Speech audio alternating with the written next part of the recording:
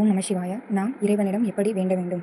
நாம் இறைவனிடம் சத்தியம் செய்கிறோமோ இல்லையோ, உண்மையை சொல்கிறோமோ இல்லையோ, நமக்கு உண்மையா இருந்தால் இறைவனுக்கு உண்மையா இருப்பதற்கு சமம். எனவே தனக்குள் உண்மை அழிந்து போய் பிறக்கிறது. தன்னால் உண்மையாக வாழ முடியவில்லை. செய்த பிழையை மீண்டும் மீண்டும் செய்கிறேன். என்னால் உண்மையின் வழியில் செல்ல முடியவில்லை. இப்படி கூறும் நபர்கள் நீங்கள் ஆனால், நீங்கள் செய்ய வேண்டிய செயல், இந்த பிரபஞ்சத்திடம் ஒரு வேண்டுகோள் வைக்க வேண்டும். என்ன வேண்டுகோள் அது? பிரபஞ்சமே, நான் இனி பிழை செய்யாதிருக்க விரும்புகிறேன்.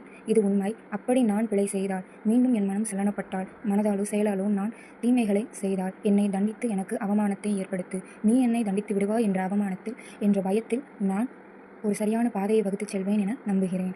இது என்னை பயமுடுத்தும் ஒரு செயலாக இருந்தாலும் சரி, இந்த பிரபஞ்சத்திடம் நான் வேண்டுவது, நான் பிழை செய்தால் என்னை தண்டித்து விடு என்பதுதான். நம் பிழை செய்தால் முதலில் பயப்படுவது, நமக்கு ஏதேனும் நிகழ்ந்து விடுமோ, நான் தவறான பாதையில் செல்கிறோம் என்ற பயம்.